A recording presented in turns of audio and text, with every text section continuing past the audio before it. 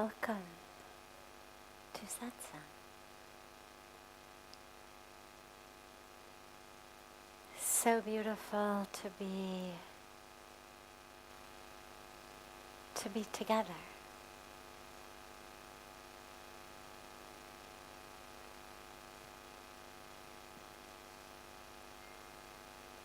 Taking our first question is one that comes in advance from our family from all over the world that sends in questions. And then we'll open it up to any question that anyone here has.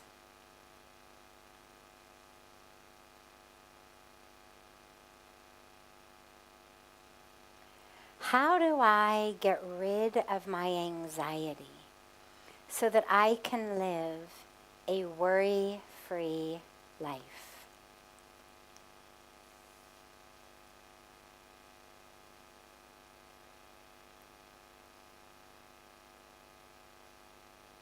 The best and easiest way to be free from anxiety is to live in the present moment. Anxiety is all about the future. It's all about what's going to happen. I mean, that assumes that you don't have a knife to your throat in the present moment. That's an unavoidably anxiety-producing situation. But aside from literally being in a life-threatening situation in that moment, a gun to your head, a knife to your throat, a car about to come through an intersection and hit you. Aside from those, not only very rare, but the type of experiences that we hope we never face in life, all of the rest of our anxiety, it's not about right here, right now. It's about sometime in the future. I'm scared I'm going to fail the exam. If I fail the exam, I won't get into the university or graduate school I want to go to. If I don't get into the university or graduate school I want to go to, then I'll never get the type of job I want. And if I don't get the type of job I want, then I'll never really be a success. And if I'm never a success, then I'll never be happy in my life. And so you see, one simple exam, tomorrow, next week, next month, whenever the exam might be, has created a level of anxiety in which I've convinced myself that that exam holds the key to my life happiness. We have anxiety about everything. We have anxiety about conversations we have to have. Oh my God, I'm going to have to talk to her about this. But what if she gets angry? If she gets angry and then she doesn't love me anymore? She doesn't like me anymore? If she stops liking or loving me, then I'm going to be so miserable. And so again, it's just a matter of a conversation I need to have. But I've already wrapped up my entire life's happiness or misery in this conversation that may or may not ever have to happen.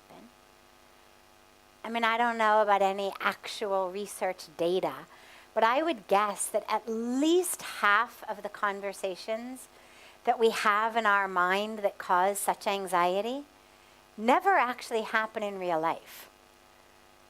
There's probably some small percentage of them that we do actually end up having a conversation. But I would imagine that if we actually could do the research and get into people's heads all of the conversations that as we lie in bed at night and we think about what we're going to say and then what they're going to say and all the awful ways that that conversation's going to go. Or we have anxiety about what happens if the stock market crashes. If the stock market crashes, then oh my God, I'll lose all of my money. I'll have nothing. My life will be miserable. But does your anxiety actually have any bearing over what happens in the stock market?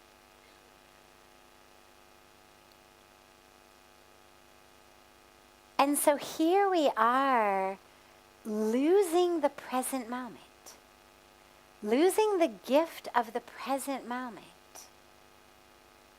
because we are in a future time that may or may not ever happen, and that is distinctly unpleasant. So we've created a reality that is not the reality right now. Present moment is good. Present moment, everything is wonderful.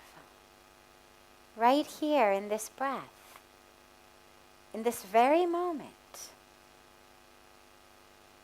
all is exactly as it should be. But I've created in my mind a reality that is not of the present, that very likely never will actually bear fruit, never will come to pass. But it's stolen my moment. And it ends up stealing our lives. I mean, we're anxious in this moment, then we're anxious in the next. Oh my God, what if I get sick? Right? What if I get sick? What if my loved one gets sick? What if my loved one dies? What if I die? Well, some very basic level of awareness, of health, of intelligent investing, of insurance, is actually very good. It's what keeps us eating our vegetables. It's what keeps us exercising. It's what keeps us taking our vitamins. It's what keeps us from just essentially living on licorice and jelly beans. It's what keeps us from putting all of our money in one stock. It's what makes us have, fire insurance or earthquake insurance if you live somewhere where there's fires and earthquakes. It leads us to intelligent life decisions. But once you've made those intelligent life decisions, then anxiety is simply an impediment. And it actually ends up in many cases causing the very thing that you're anxious of. I'm so worried I'm going to get sick that my stress actually makes me sick. I can't sleep. I can't properly digest my food. My heart is racing. My sympathetic nervous system is on overload, meaning that my immune system is severely handicapped. I'm now so much more susceptible to anything. So stress actually, it kills the present moment, and in many cases it makes that which I'm afraid of much more likely to happen. I'm afraid I'm going to do badly on an exam. Well, that stress actually prevents my brain from functioning well. I mean, we all know young people, maybe we were one of them, who studied really hard, knew the material, but inevitably kept getting really bad marks on exams because they freeze up. They get in that exam hall, they've got the exam in front of them. And even though they know the answer, they freeze. Because that's what stress does to us. It makes us freeze. So the best way to actually become free from anxiety is to stop living in the future. and to live right here in this moment. Where, again, unless you've got a knife to your throat, everything actually is okay. Right here, in this breath, in this very moment, every one of us is safe and is okay. But the vast majority of our minds have got us somewhere in the future where we are not okay. And when that happens, instead of trying to use your mind to fight the mind, just bring it back to the present. It's the gift of a practice of mindfulness. It's the gift of a practice of awareness. Because if I'm here in this breath, everything's okay. So the more that you can be in the present moment, the less you'll be in the future. And the less you are in the future, the more free from anxiety you're going to become.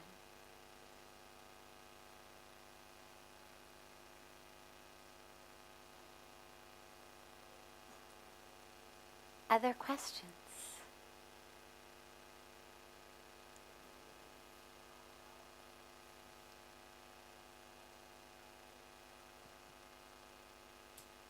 Yes. He's bringing you a mic. How to be in the present. How to be in the present. It actually takes practice because our minds have become so habituated to being in the past and being in the future. It's not how we're born. Children live in the present moment. Kids don't hold grudges.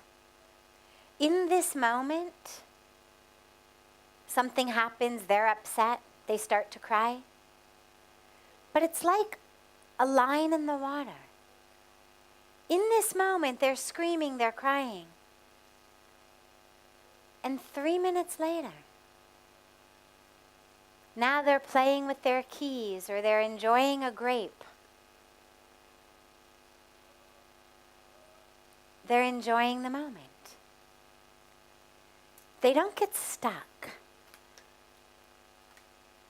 As we grow, our minds start to get stuck in the past. We're constantly regretting the past, what we've done, second guessing ourselves. I shouldn't have done that. I shouldn't have done that if I had done this. Which, by the way, is one of the greatest wastes of time. Until and unless life hands you a rewind button, it's a waste of time. Yes, of course, learn lessons. Introspection is important, critically important. Otherwise, we keep making the same mistakes over and over again. But once you've learned the lesson, that constant rumination over and over, I can't believe I did that. How did I say that? What a mess I made. It just ruins your present. You already ruined that moment in the past. But now you're also ruining the present by continuing to relive that of the past. Somebody else has hurt you in the past. They've lied, they've cheated, they've betrayed, they've abused. That hurt. But now, as you bring that into the present with all of your grudges, all of your anger, all of your pain, you've brought the pain of the past into the present. So we live in the past and we live in the future, mostly in this anxiety way. And the only solution is just to bring back the habit of living in the present. And it takes practice because we've spent many, many years, in some of our cases, many decades, not living in the present moment. So it takes practice. But there's a lot of ways to begin. So for example, the breath is a very, very powerful way to be in the present. If you find that you're in the past or in the future, just bring your awareness to your breath. As you meditate in the morning, in the evening, and you develop a habit, an ability of being deeply aware of the breath in such a way that your awareness is just merged into the breath, well, that becomes a tool that you can use in the rest of the day as well. Are you sitting in a meeting in which you feel like, I'm just about to get fired, I know what's coming, oh my God, they're going to fire me. I know where this is heading, they're going to fire me. I'll be homeless by the end of the month. My life is over. As you find yourself in those moments, just bring the awareness back to the breath. Just bring it back. Just bring it back. And what you'll find is it automatically brings you right into that moment. And then as you bring the awareness to the breath, bring it as low in your abdomen as you can. Anxiety breathing is high up in the chest.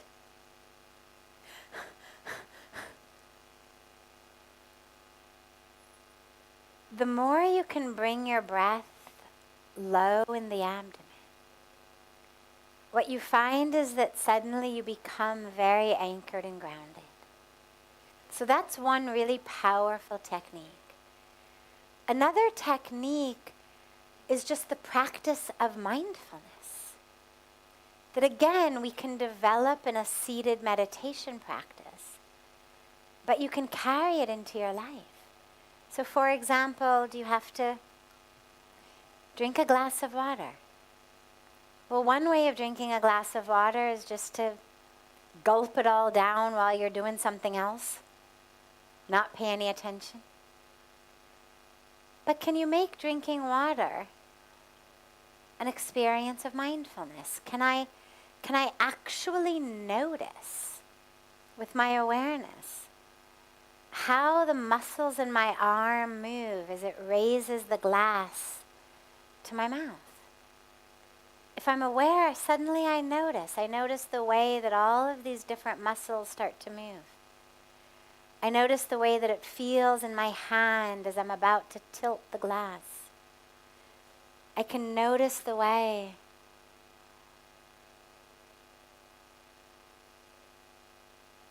the water feels in my mouth, on my tongue. And I'm just being aware. It's just a practice. When you eat, you can do the same thing. Instead of watching TV while you eat or scrolling Facebook or engaging in lively conversation, can you eat with awareness? It's why so many spiritual places have meals that are in silence. It's not that talking is bad, it's that mindful eating is really good. It's great for your digestion. It's great to develop an ability of actually knowing when you're no longer hungry, which most of us have no idea about. And it's great just as a practice of mindfulness. You can mindfully walk. You can mindfully clean. You can mindfully do dishes. Just develop a commitment to a practice of mindfulness. Because the more mindful I am, the more I'm in the present moment. If I'm walking and my mind is, worried about the meeting I'm walking to, well, I'm not in the moment. I'm in the future. But if as I walk, I can walk mindfully, really feeling the earth under my feet, feeling my breath as I walk, feeling the shift in my weight as I move,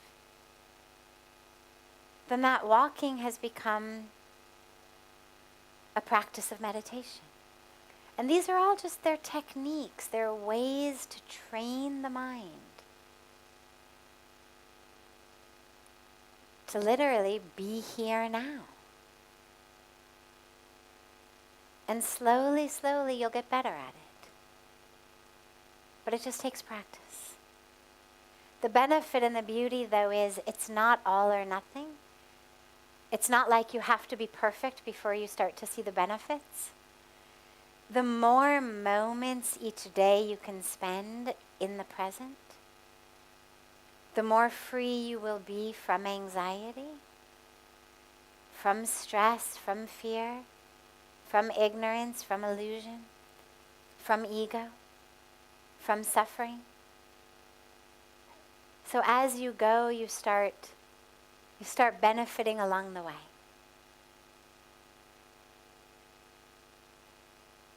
Yeah. Other questions? Yes. Good evening, Sadhviji. I'm so ecstatic listening to you. I just wanted to ask you regarding what do you have to say about the clairvoyance? About the? Clairvoyance. Clairvoyance, okay. And just a few days back at the Queen's death, somebody already predicted her death a few months back. So is this an occult ability which we get through meditation, or what it has to do with the, So, clairvoyance. There's a lot of different ways that people who see the future see it. Some people look at palms and they do palm reading. Some people look at faces. I used to know a Chinese face reader who had, her whole family had a lineage of face readers. Some people just intuit it.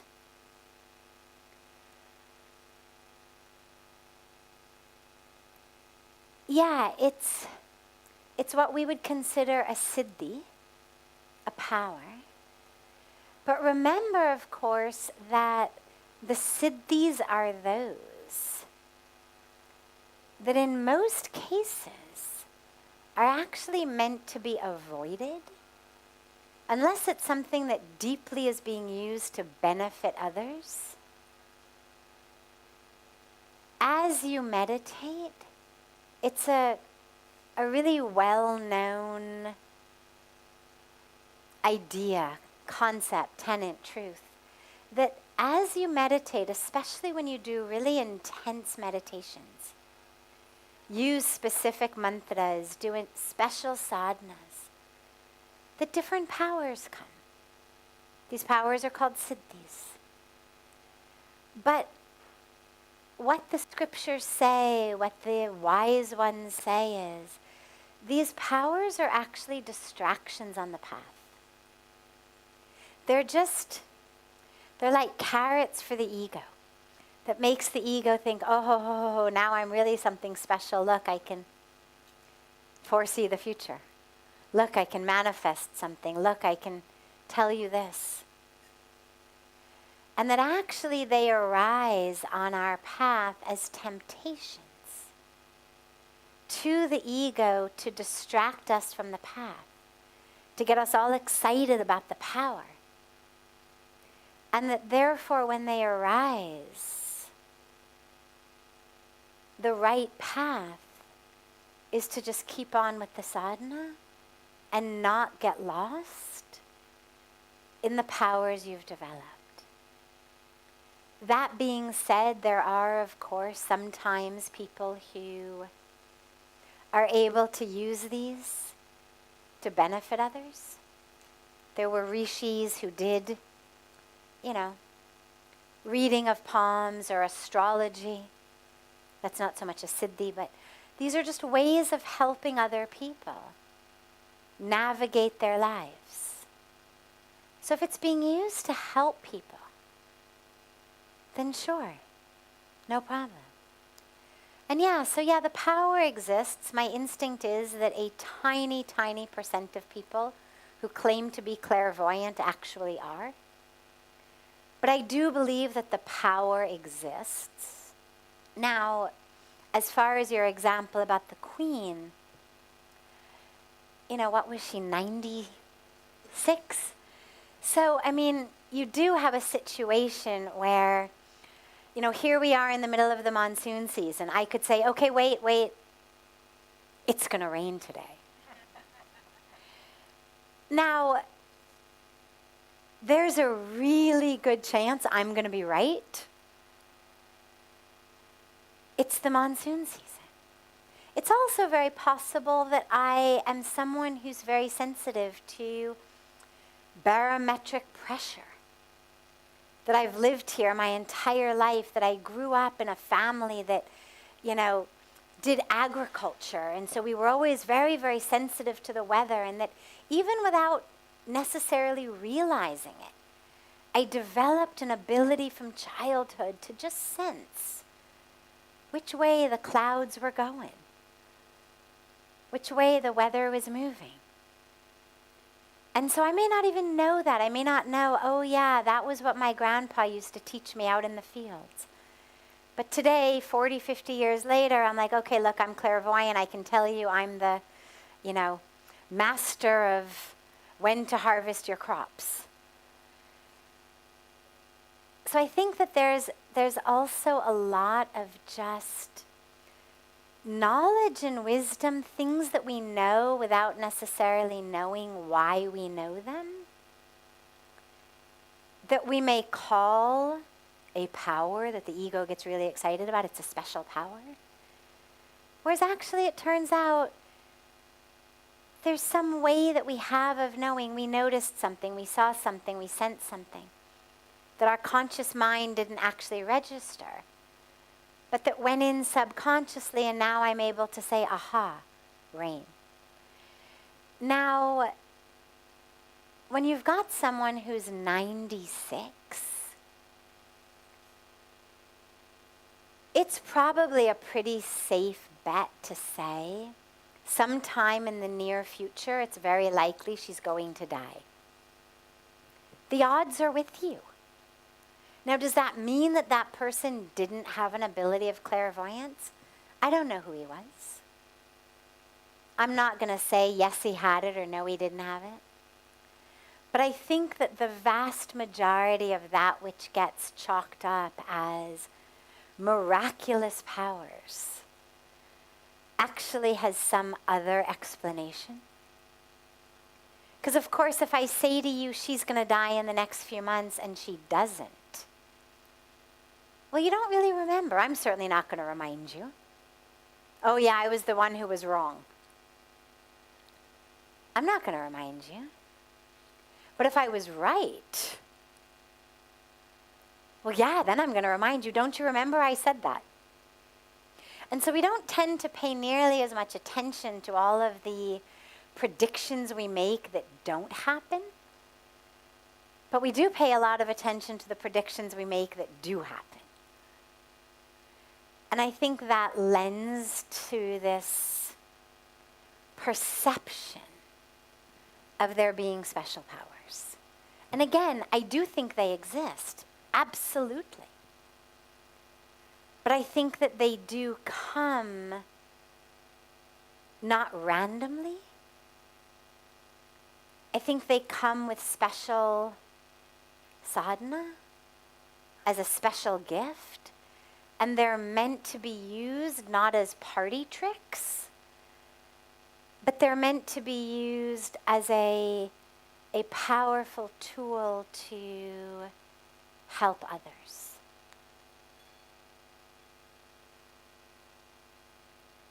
Any other questions?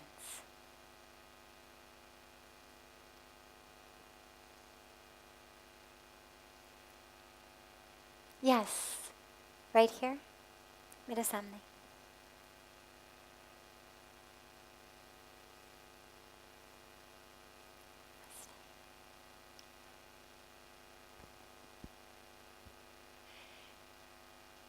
Can you help someone who is depressed or very sad to feel joy again?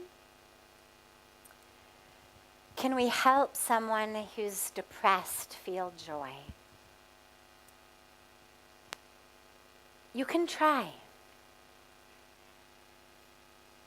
And it's a worthy attempt because there's different causes of sadness and depression. If someone is sad because of something that's happened in their life, they've lost a loved one, they're going through a divorce, they got fired from their job, then yeah, being able to help them experience the fact that joy still exists, even though this loved one has passed away, or even though this divorce has happened, or they've lost their job, or this other difficult situation has arisen. It's very important. Now you want to be careful not to minimize what they're going through. So I wouldn't suggest, for example, just things like joy in the form of pizza. They've lost a loved one. A pizza's not going to make them feel much better. But maybe joy in the form of an evening watching the sunset. Something that brings them back into connection with a beauty in the universe. Because when we've lost something meaningful, when there's been a meaningful loss on any kind, you don't want to try to minimize it by just saying, oh, come to see a funny movie with me, you'll feel better. Because that belittles and minimizes what they're going through. But you certainly can help them feel joy again through nature, through connection to others, spending time with those they love, maybe helping others. The joy that we get helping others, working with kids, working with animals, planting trees, having our hands in the dirt. That's a very deep joy. Invite them to help serve food at a soup kitchen. Invite them to join you as you distribute blankets to the homeless on a cold night. Those sorts of things that reconnect them deeply will be powerful. But then you have depression that's much more what we would consider a mental illness. Not in a judgment way, but in a way that's the opposite of mental health. Where someone without there being a specific precipitating cause. It's not because there was a death or a divorce or a job loss. But there's just that sense of, I'm not interested in getting out of bed in the morning. That sense of depression. That's a lot harder to work with. And that's where getting people who are really suffering in that way, getting them mental health assistance is so powerful and so important in so many ways. But for people like that, rather than just a momentary thing, yes, still try. A sunset never made anybody more depressed, I don't think. or helping to serve food at a soup kitchen never made anybody feel worse about themselves. But it may be deeper and more challenging than that. And the best thing that you can do at times like that are, number one, make sure they know that you are there for them. No expectations. They don't have to put on a happy face for you. That you're there. You love them anyway. So that at least they know they have someone who is theirs. That's really important. The second thing is give them opportunities to re-find a purpose in life and a joy in life of their own. Invite them to join you for meditation. Invite them to join you for yoga. Invite them to join you for kirtan. They may say no, and don't push. The idea of sitting with my eyes closed and my legs crossed, if I'm really suffering from depression, sounds like a fate worse than death. Being alone with myself and my thoughts is something that many depressed people would run from as fast as they can. So don't push them. But if that doesn't work, then just invite them into these other situations. Invite them to come plant trees with you. Invite them to work in your garden.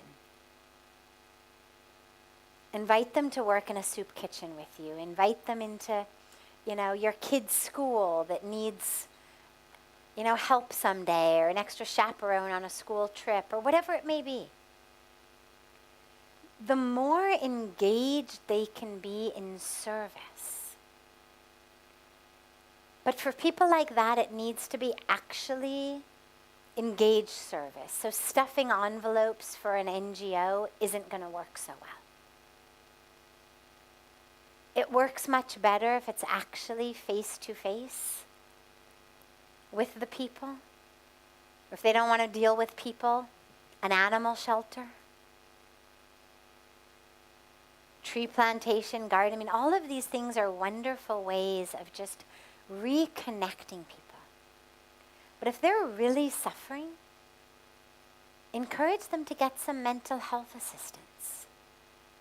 There's nothing shameful about it.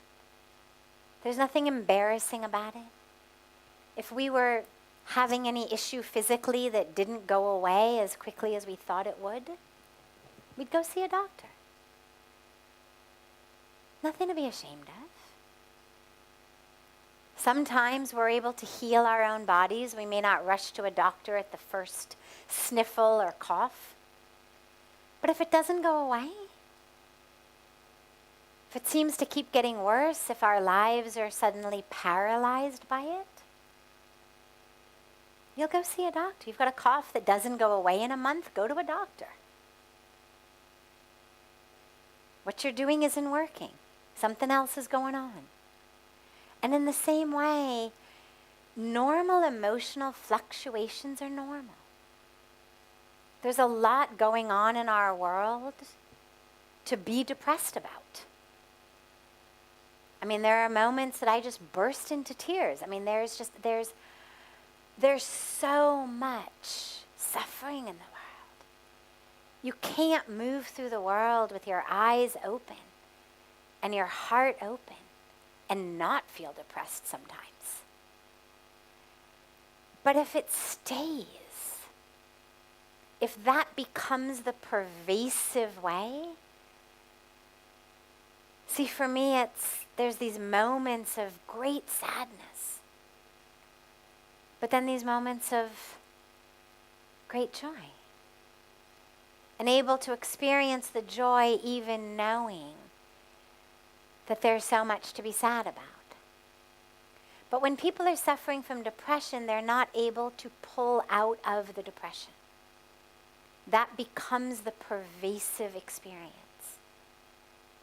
And in cases like that, some mental health assistance is something really important and really beneficial. And I think one of the best roles that we as friends and loved ones can play is to help people understand, hey, there's nothing to be ashamed of. Let's get some help. Just like we would if you had a cough that didn't go away, or if you were bleeding and it didn't stop. There's people who know about these things. So encourage them to get some help. And lastly, of course, don't take it on yourself as your responsibility.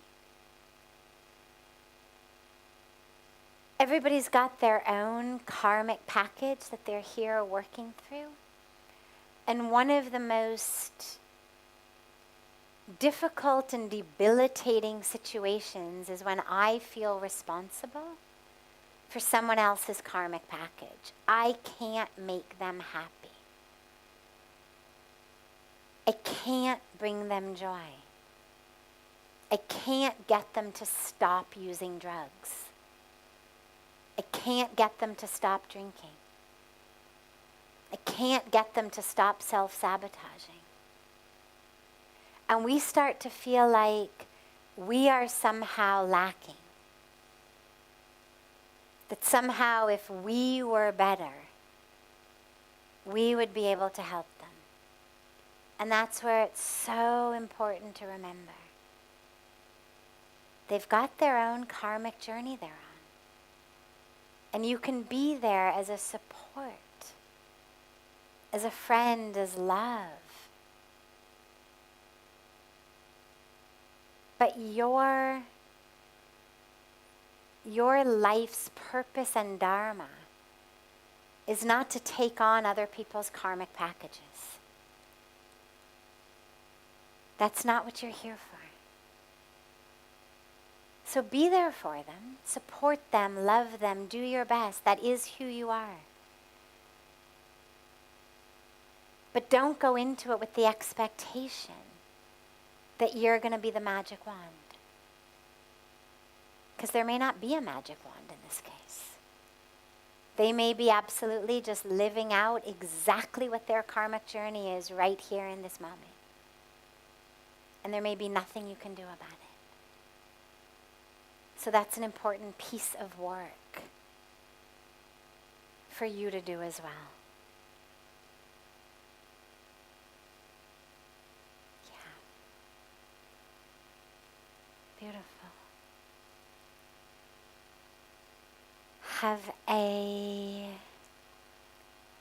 beautiful rest of your evening, a beautiful dinner, a beautiful day tomorrow, and of course a beautiful morning and day to our family joining us from all over the world. And I look so forward to seeing you all tomorrow. And so much love.